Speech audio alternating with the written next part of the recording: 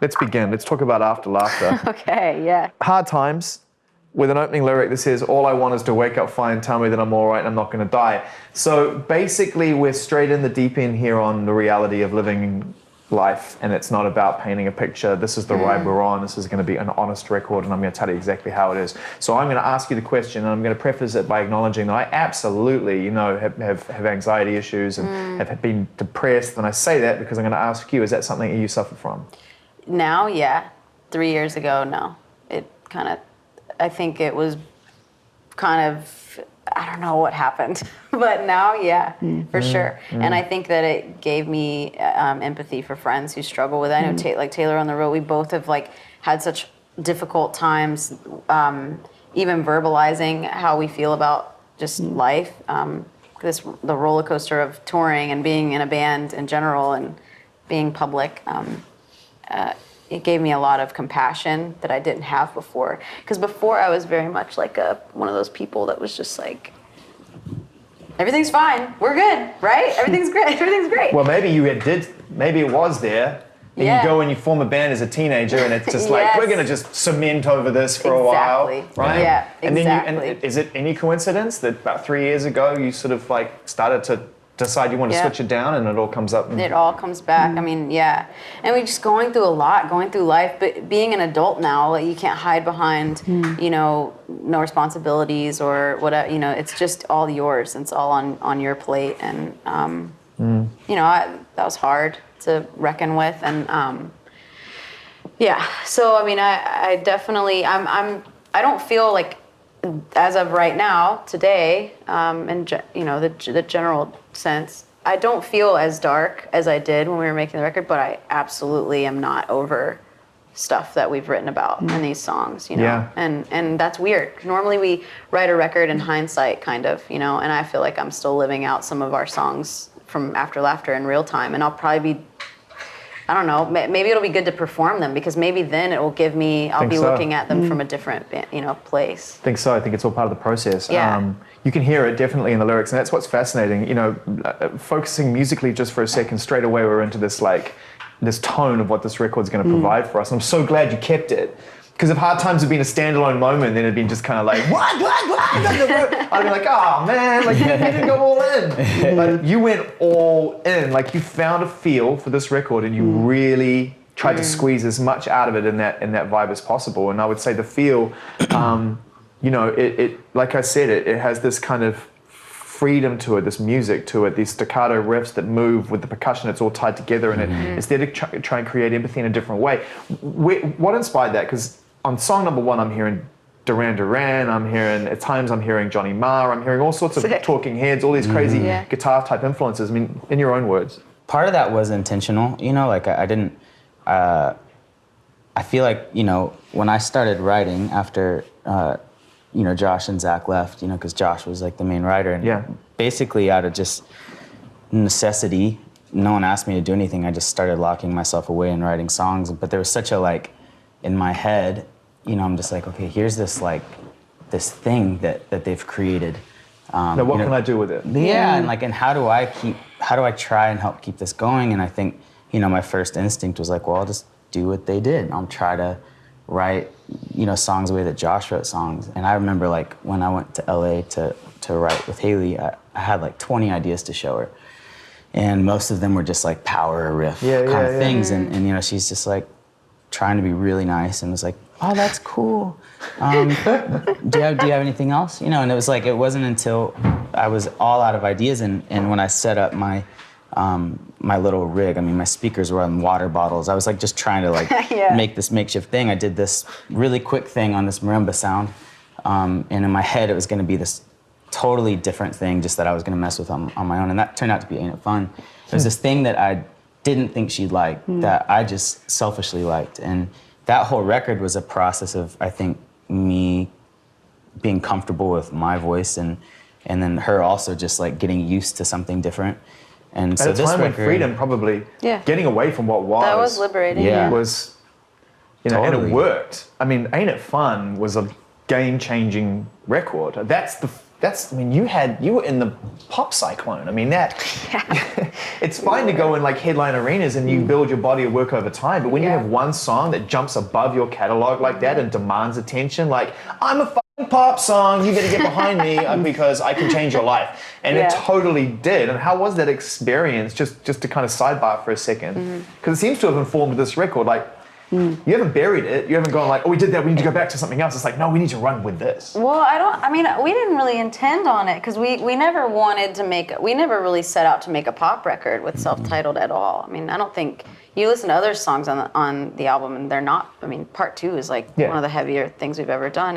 And, you know, it's strange that it happened because we just loved it. We were in that hotel room that night joking, doing our own version of the gospel choir, like demoing that out and remember sending it to our A&R guy, Steve-O, and being like, I don't know what this is. We did this in like 30 minutes. He listened to it and he went, I know exactly what this is. But if anything, maybe it just gave us a little bit of courage, that we can do just whatever we feel like doing because that's what we should be doing anyway with our music. I mean, really, we would be doing that regardless of if there were windows and people could look in or not. I think that's what kind of fuels us. And this is where we were because, like we said earlier, we didn't really know if we were going to get to album making ever again. Like, we really just felt like, well, let's just put one foot in front of the other and start writing. See where it goes. Yeah. It's funny because when you hear Hard Times, it just sounds so effortless. And I'm sure it wasn't, but it does. Oh, gosh, no. And what I really like as well is that you're sort of serving the purpose of the song in a different way. You're going into we joked about this watching footage of the documentary, you go into different voices because you're like, it needs to sound like this rather than like me. Which is interesting because now you're really subverting and really playing with pop music and really having fun with this, right? Yeah. But the song itself is going to be the first record. Right? Hard Times going to be the first thing anybody hears. Like, that is a really brilliant, bold step. And also lyrically to state that, I mean, how do you pick one song? Because all the songs to me deserve a moment. Why that one? That was a few car rides of talking. When you're recording, you're around the same people every day and you just kind of are working in this vacuum and the energy from song to song is very tangible, based on who's there and like kind of knowing who's connecting to what more. And I think there was just some sort of a gut thing that we had in the studio that like we were just like, this is probably our first single. And we started showing people the record, we started for the first time getting outside opinions, which really threw us off. And so we were like, oh okay, maybe not. Yeah, maybe this isn't smart. Really, what was the worst? What was the worst thing somebody said about it that really you remember that was like, wow, you don't get this record at all? So normally like when you like ask someone and they go, did you hear it? And they're like, yeah. It's good. That's cool. Yeah, you're like, oh man, you hated it. Yeah. You hated it. But at the end of it, but you know what? It sounds to me like you doubled down on it. Yeah. Because it's like, you know what? If that's what you think, I'm going to put a fucking vocoder on it at the end. Right. Yeah. Which is hilarious to me, like to get to the point where you're just, because that's the thing. It's like, all right, man, we're gonna press all the buttons here. Yeah. And when it gets into that dirt, it's like, oh, you must have just been laughing. Oh, that's Taylor, by the way. Is that you? No one would so know that. fun. But we didn't even know that. Really? We promised that he would sing on this record. We Right. promised like fans at shows that he would. So That's amazing.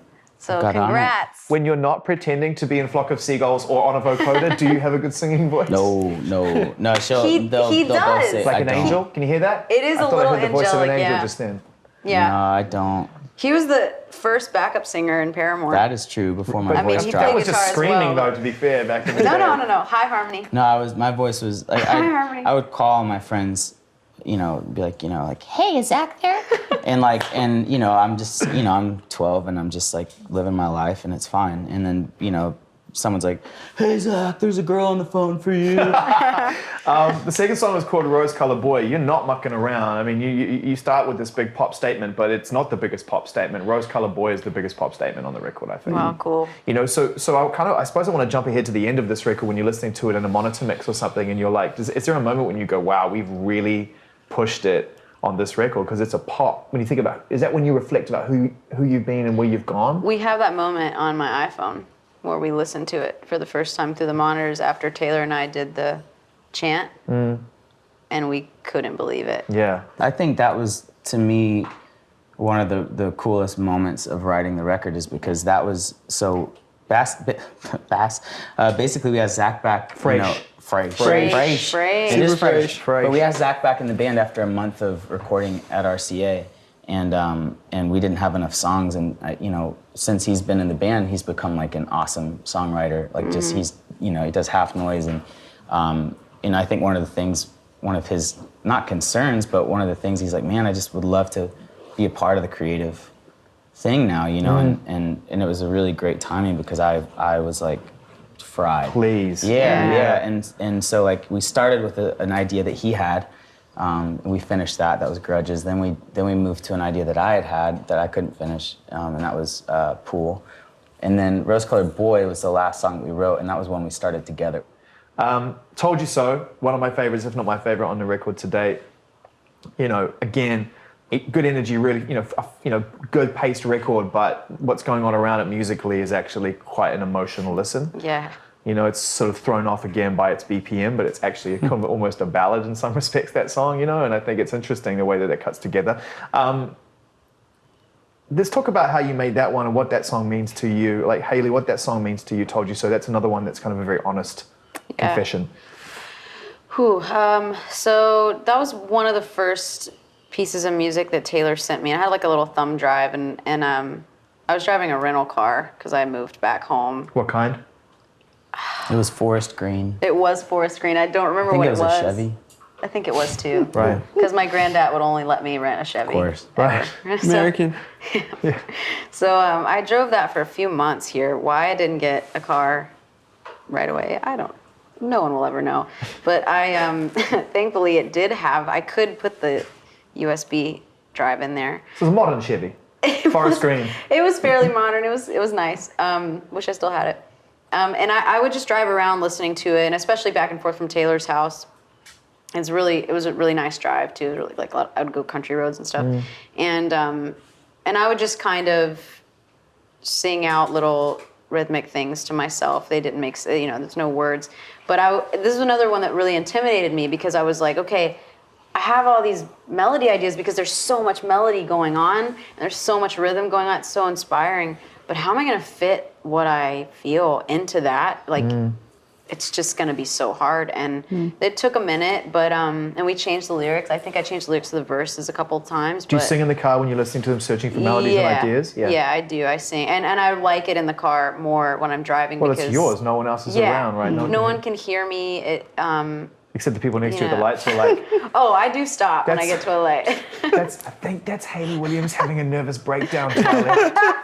I swear to God that happened at least one time this past 2 years. She okay? Should we tap on the windows? No, just leave her be. She's notoriously nuts. I pulled up to like a 4-way stop, and I was listening to our music. I don't remember at this point if it was finished, like a finished demo or not. And this girl was in the back seat, and obviously it was like her parents driving or something. And it wasn't until like I was here and they were here, and she did this, and all of a sudden in the back windshield she just turns around like this and starts going like this. And I was like, if you only knew what's happening in this car, like I'm dying. So this one spoke to you in the car, and again, it's got this great lyric in it, which is and it's kind of in the mix. So I'm gonna have a stab at this, but it's throw me into the fire. Yeah, good. Throw me in, pull me up again. So again, we seem to be thrown into this place where it's like, this is the world I find myself in constantly. Yeah. Is it a gift? Is it a curse? Is it kind of what drives the music? Is it the reason I'm here? Yep. This energy? That's a good way to sort of sum it up, especially that part of the song, because really it started, the song started being about, much more, I think, maybe me trying to pinpoint moments in my life where I followed my heart or my gut, and it did get me in trouble, or it did get me into places where there was a lot of heartache, and I've lost friendships or whatever, and everyone has. Like it's not unique to being in a band, but I just kept feeling like I've always been in this position where I felt like there were people kind of waiting to tell me that they knew what the outcome was going to be, and I was the only one that didn't see it. I mean, had we not been through everything we've been through until this point, we wouldn't be sitting here, and we wouldn't be enjoying it the way that we do, and we wouldn't have the deep, kind of very honest friendships that we do now that feel life-giving, So that's kind of where the song started, and then it did become about this looking at my life, sort of having a bit of an existential thing about it, like it's just going to keep happening till I die, you know, like I'm just going to keep kind of just a big cycle, you know, and I guess that's okay, you know, as long as I can find moments that feel where I know I'm where I'm supposed to be, then I guess I'll know that there was purpose in the hard stuff. But isn't part of having a relationship and being in a relationship or having family around or being in Nashville, isn't, you know, being married and bringing all these things together, isn't that part of what you're supposed, isn't that the protection that? Yeah, I mean, I left LA, you know, to move back here after self-titled because I knew that I just needed to like find the roots again, and you know, some of them maybe got pulled up, but we, you know, it's been good. There's a song called Forgiveness on the record, which is another real standout. You know, this one is very on the nose again. And it feels to me like certainly on self-titled up to this point, there's still these issues that you want to find, you want to get past them, you want to be able to get past them. Not always easy, you know. No, definitely not. Not always an easy situation. No, it's not. I wish it was. I mean, I think maybe the best example in our lives as a group has been with Zach, you know, but even with Josh too. I mean, we've had what I feel is the most real, very truthful forgiveness and redemption amongst this group of people that, you know, and like Zach said, we don't play music with Josh anymore, but this was our core group when we were growing up as kids, and I can stand in front of anyone and say that there's so much peace now, you know. We run into each other around town and all that, and it's so nice to find that. I mean, Taylor and I actually got to experience that moment together because we were at the coffee shop talking, about whether we were going to stay in this band or not. When we saw Josh, and no way, yeah, at that time, yeah, it was that crazy kismet. It's just the way that things go, and you know, we got to. I think you rarely get to experience real full circle redemption in your lifetime, but you know, on your own, like in your own kind of solitude. But I think to be able to share that moment, you know, with Taylor, and this thing that happened that really affected both of our lives and affected Zach's life too, and kind of have closure was so great. Huge, yeah, it was really beautiful. Wow, that's an amazing. I'm not even going to use the word coincidence. Yeah, right. I don't think you should. You can't. It's just wild, yeah.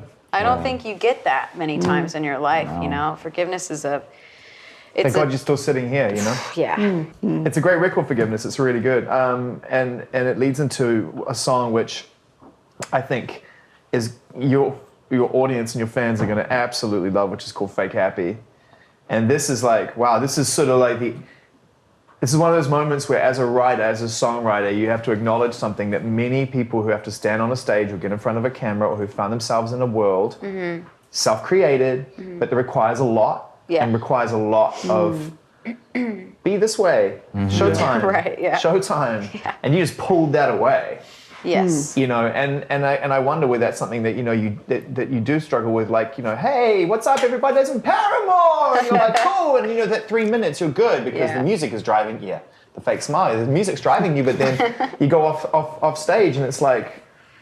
You know when you're safe to let the guard down, but sometimes it's not worth it to, you know, you say, you know, I'm one of those people that I hate phoniness, and I think all of us are kind of like that.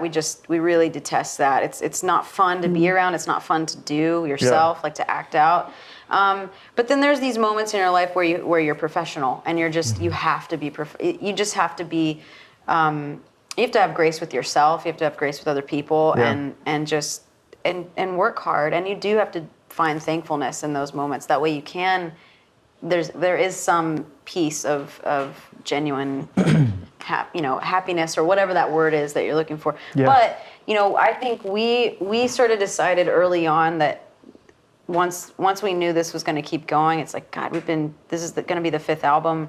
We're you know, like adult people now, and we're just not. We just can't. This is the era of no. Yeah. And we've already said, album hasn't even come out yet. We've said no a ton. but it's like, it's that self-preservation thing. And I have to say, I think that the guys are really good at not feeling bad about when we say no. And I've been learning that over the past few years, like just that it's okay for, I think. Were you always so hard on yourself, even as a kid? Yeah. Yeah. Yeah, probably. Yeah. Yeah. Are we going to have therapy right now? I could do this. I think I should be over there, man. You need to... No, you start with me. Because I need it too. Yeah, right. We all did. Yeah, I don't know. I mean, it's been a good exercise for each of us, I think, kind of making this record and kind of forming what this world looks like for us. Like, how do we live as ourselves, but our identities aren't tied to Paramore. Well, especially given that you've achieved that. You turned the machine off. Yeah. Fake Happy is a great record, and it's song number 5. So by the time you get into you're like, oh, I like this place. I'm glad we're still in this place musically because I like where this is going. And then you get to that perfect point, which if you're old like me, you look at albums and you realize that there's a side A and a side B, right. And at the end of side A, generally speaking, is this heartbreak moment. If you're good, you put Soma at the end of side A. You know what I mean? And you crush people with the sadness, and then you get them ready for side B.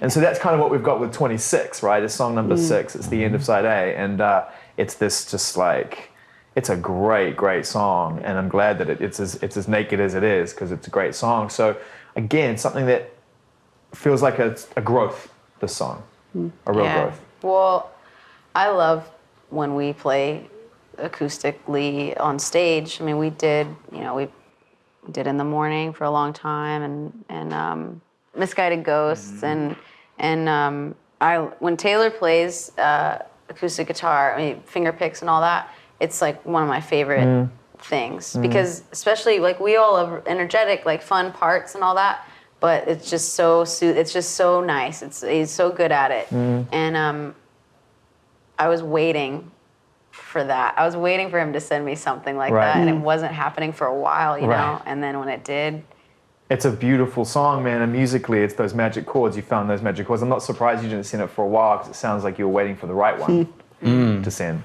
Yeah, I remember it was like one of those songs that I wasn't playing on, obviously, and he was like, "Oh, it's just a song. Oh, it's just a song. You'll hear it." And I heard it, and I was like, "Oh my gosh, why did you not show me this? It's like so incredible." Like you weren't like underplaying it. You just like, I wasn't playing drums on it, so it made sense. But I was like, man, if I wrote this, I would have showed you that first. Yeah. All you had to do was just go on Jimmy Chamberlain and then just go shh. Yeah. And you didn't have to go out, you'd leave the stage. Shh. I'll do that live for sure. Cymbals the whole time. Beltry. Yeah. Beltry. I mean, if it happens, you have to know it's because of you. Yeah. If it happens. When it happens. I'm expecting a call. I'm expecting a call, man. For like, we're in LA. You're coming on stage. The biggest festival, like headline spot of the year, and it'll be like one Beltry moment. Oh my God, it would be great. I think we have just to roll the Beltry out, put it at the front of the 100%. stage, and then just do one.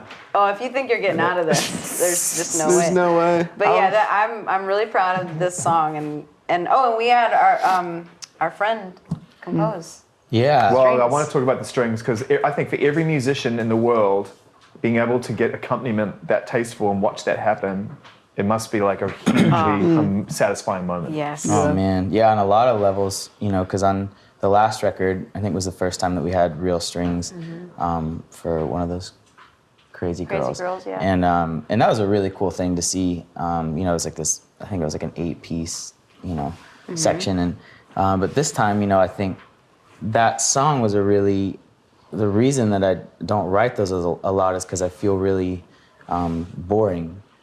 Because like all these songs that we have are so rhythmic, they're so like I get a little OCD and I make them too intricate, and she Haley will be like, man, could you just like dial some stuff back? And so I feel a little like it's hard for me to put one of those things out there because I'm like, well, this is like, what are you gonna do with this? Yeah. And when she wrote the lyrics to it, and we were talking about production, we knew that. We knew that it needed to stay super simple, but we didn't want to. I don't know, we knew it needed something. And one of the things with this record... Accompaniment that goes with the emotion of the song. Right. And with this record, we really wanted to bring in people from our community and our friends. And, cool. You know, because part of doing this in Nashville was embracing where we're from.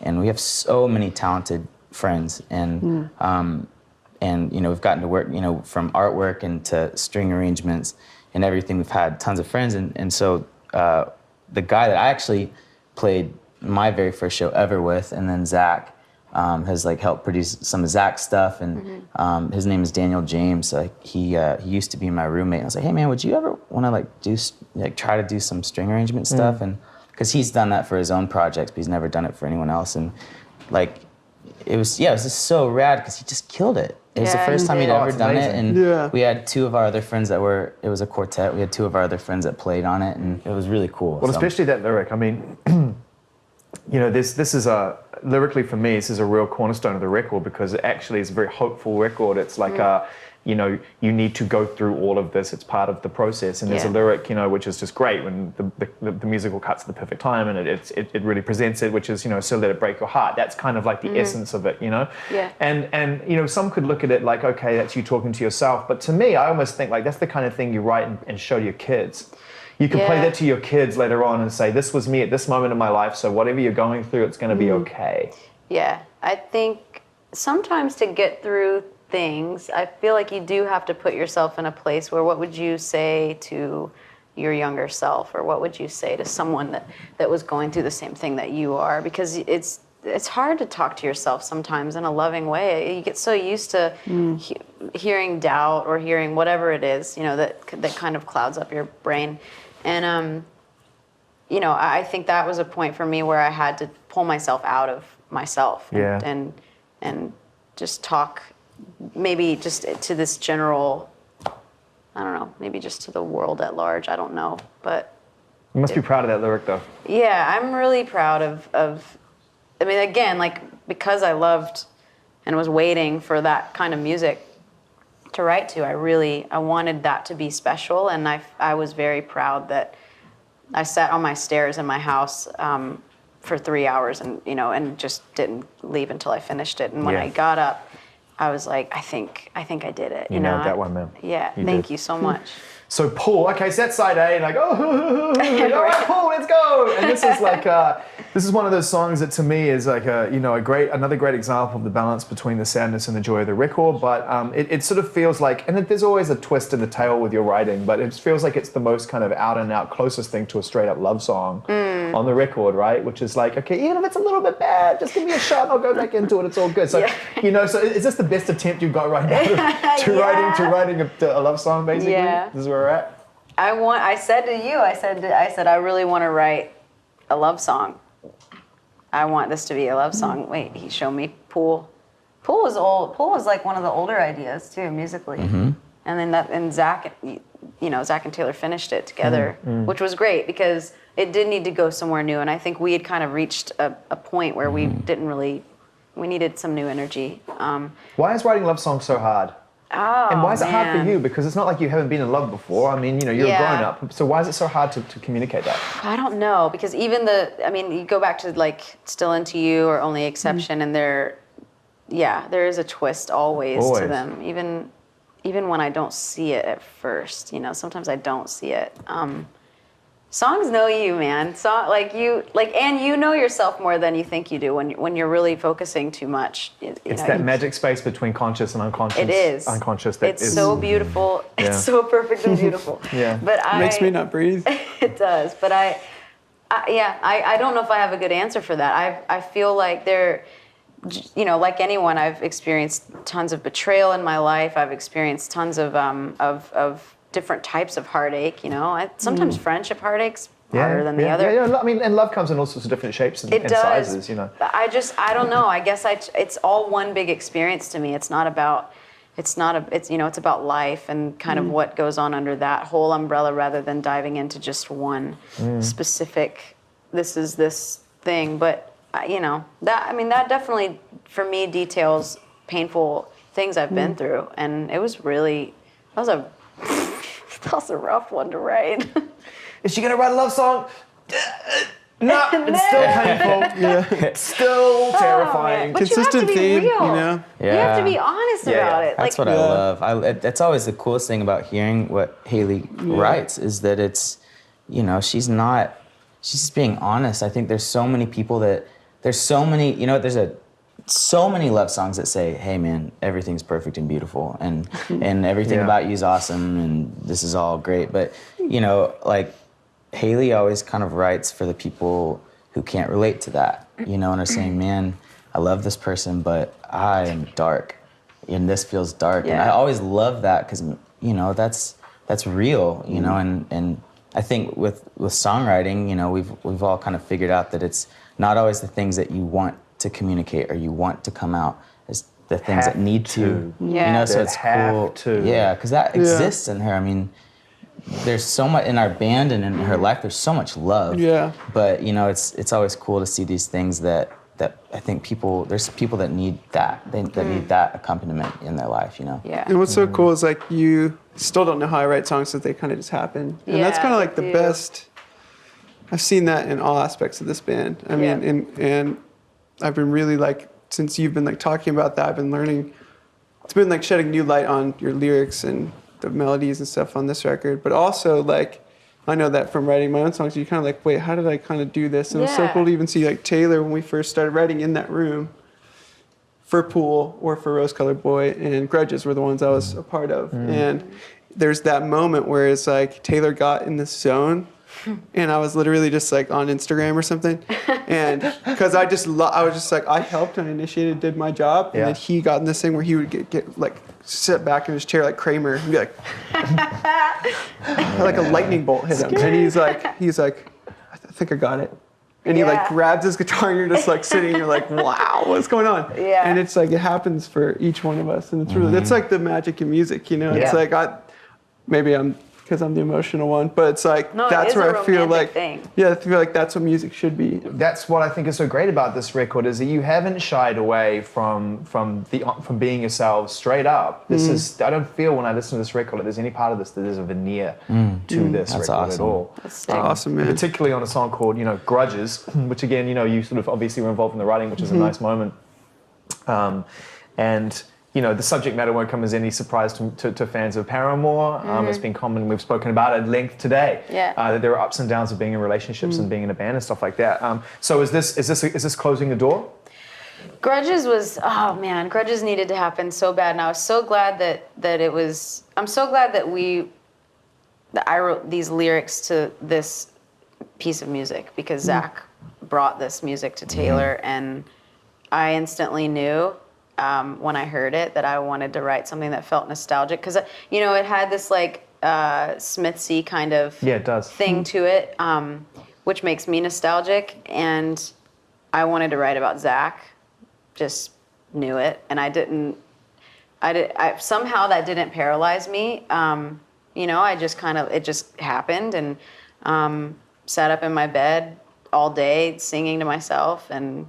I just knew I wanted it to be about the band, almost in the way that Looking Up was from Brand New Eyes. Looking Up was about this very brief moment within making that album that we were okay. Yeah. We lived in Malibu. I mean, what isn't okay in Malibu, Yeah, so right? good. Yeah, it's not life. It was so good. But so that's what Grudges is about. Zach sang on it with me, and that was very special to me. It was awesome. Did you know when you were listening to Haley sing it and work it all out in lyrics, could you immediately connect to the subject matter? Being a humble guy? No, I didn't really know what it was about. I was kind of just like, this is cool. I don't know. It's like kind of a thing where I know how personal it is, so I was kind of, there's so much going on when you're making a record. It's hard enough to even sing it. So I was kind of like...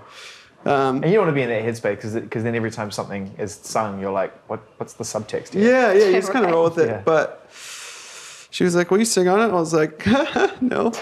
Yeah, I didn't want to. Oh Really? man, yeah. I was surprised that you did. Felt like there was this many people in the room right now. Yeah. Like watching, and I was just like, Yeah. man, I What are you can't. talking about? There's only 4 of us here.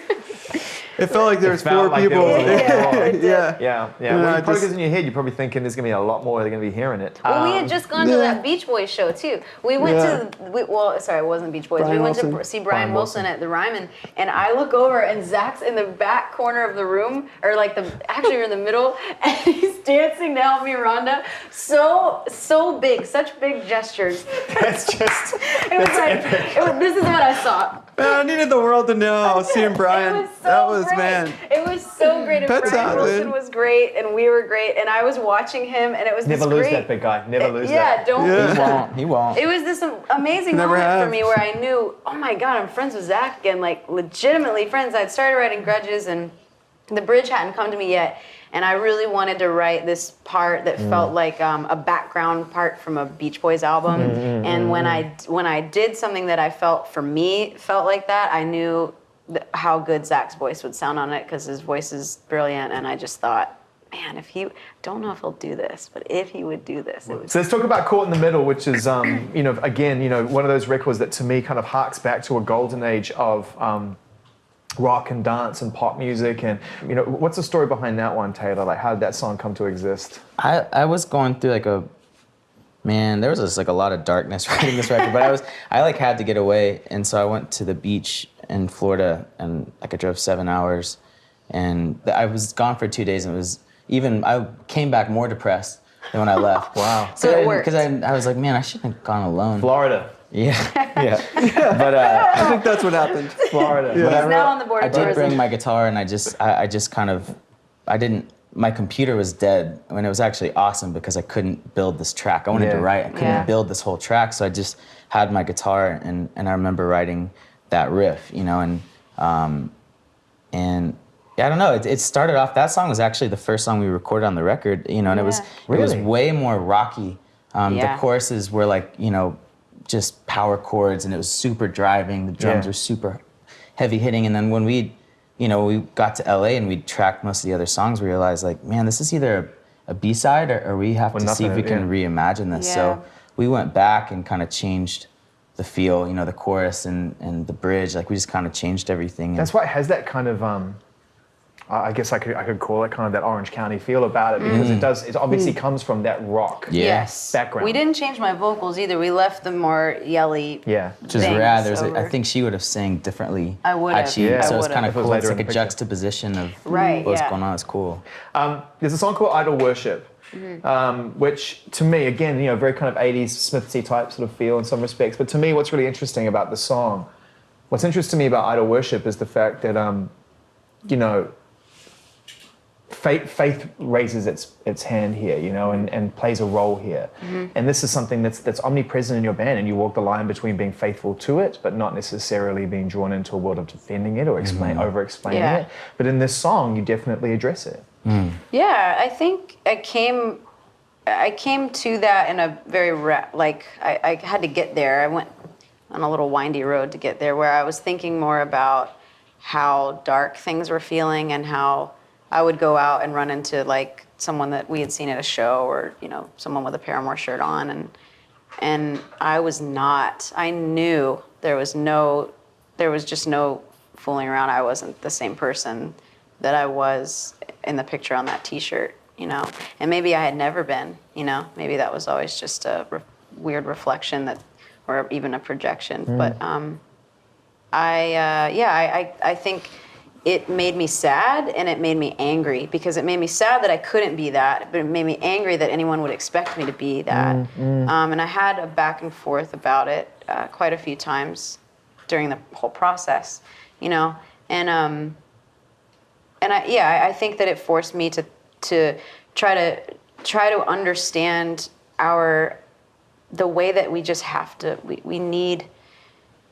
we have to worship things. I don't know why we do, and we kind of make up our own games, and we start to worship anything, ourselves, our friendships, or someone else that we look up to, a hero, and none of it is bulletproof. So it just kind of forced me to think about what's the one thing in my life that's been bulletproof for me, and it's been faith. And I think idol worship was actually, I really feel like writing those lyrics broke down a few walls that helped me to write lyrics on the rest of the album. I don't remember how early on it was, but it stopped me from seeing myself in this painted version of myself that I had maybe even lived in after Self-Titled came out and went, away.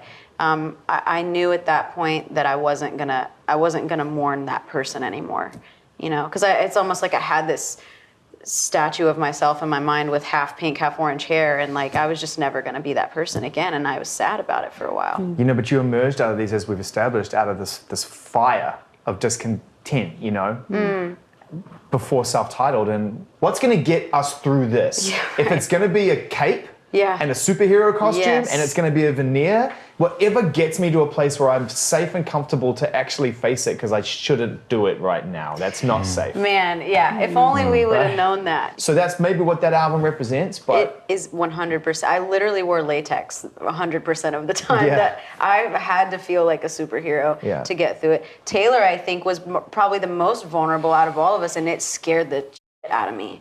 And we would butt heads all the time because I was like, just pick yourself up, let's do this, And that wasn't gonna be okay for him, but it really wasn't okay for me, and that's, I think, why I crashed and burned so hard. Because you were trying to survive. Had to, I mean, had to do it, and I'm glad. I mean, there's lessons I wouldn't have learned in that. There's lessons that the three of us now sitting here wouldn't have learned had we not all had some version of that we were going through, and it was cool to write Idol Worship, because I think Idol Worship personally kind of helped us to navigate through some of those waters, with faith being our north. Real quick before we move on, because I saw you were looking down at your Apple device. You're about to go to the next song. But in the UK... I love an afterthought. Please carry on. Do you know... Well, there's this building in the UK, and I can't remember what city, but I saw online that it's got this metal... It's like a skyscraper. It has this metal grate on the top of it. Yeah. And when the wind blows super hard, it makes this crazy loud howling noise. And but that's the noise on Idol Worship, is I sampled it and then I put it on a keyboard. So and played it. Huh? And then you played it. Yeah, and I just found the keys, but that's that building in the UK. You found it. Yeah, so that's crazy. I didn't know if you were aware of that. I'm so glad you mentioned it. That's awesome. Love that. It's a treat. No Friend. All right, this is easily the strangest thing you guys have put on a record in a great way. And what I love about it is that it exists. Do you know what I mean when I say that? It could easily be one of those things that was a fun day in the studio, but somebody had to go to bat for that. Who's doing it? Is it you? The vocals. Yeah. No, it's our friend Aaron Weiss from Me Without You. Wow. Okay. We just played. In a room. That was tracked live, and we. Most of it. Yeah. Most of it. Yeah. Yeah. And what's he saying? Are we supposed to know? Or are we supposed to figure it out for ourselves at some point? The lyrics will be out there for sure. I would love for people to see what they pull out, because I think that would be telling. Smart. But And I figure if you wanted us to know, it would be louder in the mix. It would be. Isn't that? Yeah. Oh, I'm so man, he's good. That was very intentional. You're good at this. Yeah, you should get hired. Yeah, we kept it low, but I think we grew up on Me Without You. We grew up on that band. They've done tours with us and played shows with us, and we've become friends with them. And Aaron is his lyric. I feel like this really showcases him doing his thing. I mean, this is him, just through and through. And there's nice storytelling, and then also he was very sweet in his writing, and he picked up kind of lines from Paramore songs and strung them through and made it about our story. Let's talk about Tell Me. Okay, let's just cut to the chase now and get to the last song on the record, because this is just an out-and-out monster of a song, I think. I think Tell Me How is a huge moment, lyrically, melodically. The way it finishes the record off, it just feels like it's perfect. And I think it could be one of the biggest things you've ever done. So, your feelings about that song, because I've just given you mine. I mean, how do you feel about that song? Oh, God. I have a lot of feelings about it. That was one of the quickest ones, maybe, to come to, well, at least lyrically. I don't know how it was when you were building the... Well, that was another song that was really simple. I just did this piano thing, and I thought it was a total throwaway.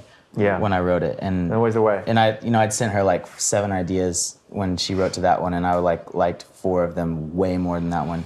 She didn't like those, but I'm glad she tell me how. Like Yeah. it turned into a really It's cool okay, you're thing. allowed to not like something in a Oh band. man, it's it's just all right. funny how it works. It's just funny how it works out because no matter how many albums we've made or how many songs me and Taylor have written together, if he sends me something that I'm like, oh, I'm just not inspired by this, it takes me like usually coming to the house and being like, I couldn't come up with anything. Is it the default? It's my fault. It's my fault. I couldn't connect to this incredible opus that you've written, that is Taylor. a weird thing. That is a weird thing that she's so awesome at, and we in a writing sense, we kind of have an interesting way of doing it as a band because it's kind of a very pop formula in terms of writing a musical piece and then kind of giving it to her to top line, you know, and that's doesn't feel like that because we still are very interactive within that. But I always feel really bad because I just, me and Zach just get to vomit. We just get to do whatever we want, and then it's almost like when she gets it, she has this sense of, man, well, their hearts are on this. I want to make sure that I respect that, and I always she does such an awesome job at kind of encouraging and it's like you kind of when you get a song, you have 5 things you're trying to do in addition to just writing. Yeah, it's just about me finding a good place to vomit. I just need to find the right place to vomit. Yeah, when you showed us Rose Colored Boy, I was like, the only word that came to my mouth was like, damn. Because sorry, Mom, but it was like, damn. She says it too. But yeah, I was like, man, how did you do this? I mean, there's one lyric in there, which is, and I'm going to get this wrong because that was one of the last songs I heard before it came out. But so I'm going to get the words wrong, but you'll get that. You know what I'm talking about. Of all the weapons I wrote "you fight with," which is probably wrong, but it just rhymed. Is that right? Yeah. It is. Of all the weapons you fight with, your silence is the most violent. That's that's an absolute. That's a great lyric. Thanks. And that says a lot about being in a room or being in a relationship with somebody and you just it's the worst. There's no communication. There's nothing there. Yeah. That song was a good place to vomit for sure, to hurl all my feelings. I had a lot of feelings about just losing people, and in some cases, even within the same experience, not really knowing why. Not even if there were things I could point out as being my fault or someone's fault, it was just, none of it mattered, what does it really matter? When you die, does it matter whose fault something was, and everything what did feel very life or death while we were writing this record. Everything was important, everything mattered and was significant, every feeling. So this one just had all these different heavy thoughts strung together, and tough. It's only when you get to sort of album 5, I think if you're a fan of the band, you realize how heavy you guys wear it, and now it's not just part of the game, Right. and it's not just part of the journey. And I think that it's very, very evident on this record. Do you feel better now you've written this record? Yeah, I think it's been a good exercise to write a lot of words because it forces you to see feelings on in black and white, and some of them you don't know you feel yet, and we've talked about that a little bit, but I guess I definitely rest easier at night knowing that we got some of this stuff out, because otherwise it would have just lived. Even though it's really uncomfortable at times or great at times, we've all just been getting older and getting accepting that a little bit of who we are as individuals. And I think as tough as that's been in some areas for me personally or whatever, because I want to be everybody, but I am just one person, and that's kind of a freeing thing. So playing on this record and playing drums and getting to sing, getting to write and be a part of something was I definitely feel better as a human. I feel really accomplished and thankful for them bringing me back in the band, and then also just at the stage of my life to even care about that. Because when I was younger, I was just kind of cool, I play drums and I'm a kid and I want to get fat and eat pizza. And I did that and I accomplished that too really well. Too well. Look up old photos of me. It's a treat. Let's get back together one day, my friend. Oh, man. Let's go in. I'm back in the band, so it's just a matter of time. And now it's time to put on the superhero costume and go out there and, yay! All right! Hey, everybody, how's it going? This one is called Hard Times. Clap your hands. I'm Hard Times fun. Everybody having hard times? Good. Excellent. So there's an element of like, how can you possibly finish a record like this and then comprehend playing it live? And it is like a different part of your brain, right? Oh, I can't wait for us to sweat out more just toxic feelings maybe that need to, still need to come out. It's a different part. It's a different exercise entirely, and I think it'll help us maybe even deal with undealt with things. Yeah. And a really important moment in terms of the three of you two to be able to turn around and see this guy play a whole show. Oh, I'm gonna cry the first show. It's gonna be unbelievable. Sure. Yeah, we're so excited. Yeah. My goal is to make you cry. I'm not gonna look at you. You have to. I will be in your face. I'll be your snare. Smacking you with that microphone. Will you tour? I mean, the self-titled tour was long because we established we're going to prove this. Yeah. If it kills us, we're going to prove this, right? So you've proven it, and you've got some life. Has it affected your attitude towards travel and all those things that can be exhausting? Oh yeah. Yeah. I think for so long we kind of felt like we had to push ourselves so hard to prove it and all this stuff, and it just wore us down so hard. And that's life. Everyone in their occupation, no matter what it is, gets worn down. It's not like you can just do things however you want. But I think we're like, man, we have such a rad job and such a cool opportunity to play together, and the fact that people like what we're doing and are connecting or at least having fun. And so can we protect our souls a little bit more, you know, and maybe we don't do a couple things that the label's like, this is big, maybe we turn some of those down so that we can be happy. Yeah.